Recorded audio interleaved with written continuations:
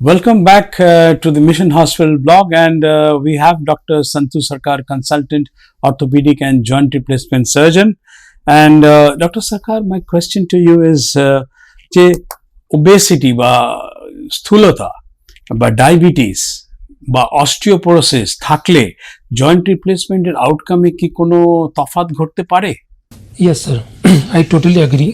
যে obesity, diabetes and osteoporosis, this will affect the outcome of the joint replacement. মানে অপারেশনের রেজাল্টটা অন্যরকম হতে। So we should tackle these problems in beforehand also. Obesity, the ideal guideline is you should be the BMI should be less than 30. BMI ব্যাপারটা কি একটু বুঝিয়ে বলুন। Actually BMI দেখুন আমরা যখনই বডি মাস মেজার করছি এন্ড পেশেন্টের হাইট অনুযায়ী বডিতে তার ওয়েটটা কিভাবে ডিস্ট্রিবিউটেড আছে সেটাকে আমরা দেখি। কেজি পার মিটার স্কোয়ার তার হচ্ছে formula, weight in kg and height in metre তার স্কোয়ার। তো yeah body metre square, that is height in metre তার আমরা স্কোয়ার বের করি। So that is gives you BMI. So WHO has categorized BMI into various categories. So obesity and overweight, these are kind of risk zone for 30 এর বেশি হলে বলে ওবিস, 28 থেকে 30 হলে বলে ওভারওয়েট। এটা আমেরিকান স্ট্যান্ডার্ড।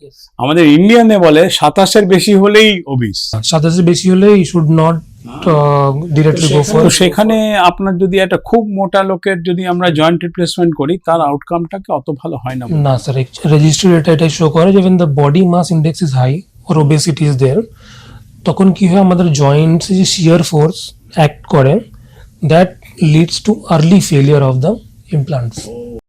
সেজন্য একটু ওজন কমিয়ে রাখা ভালো। অস্টিওপোরোসিসটাকে ট্রিট করা খুবই মানে জরুরি, and diabetes, because this act as independent risk factor for failure. আচ্ছা, আপনাদের জয়েন্ট রিপ্লেসমেন্টের পরে ইনফেকশন হতে পারে? Sir, infection is a leading cause of failure. Infection can occur at any point of time.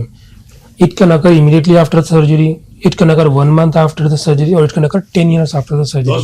10 বছর পরেও হতে পারে। We call it as periprosthetic joint infection. So it can affect the outcome of the joint replacement surgery.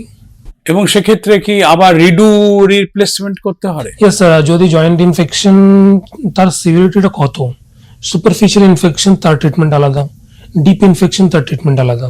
Superficial infection আমরা কখনো কখনো antibiotic and small ডিব্রাইডমেন্টে আমরা manage করে নিতে পারি, but when the infection goes deep তখন আমাদেরকে স্টেজিং করতে হয়।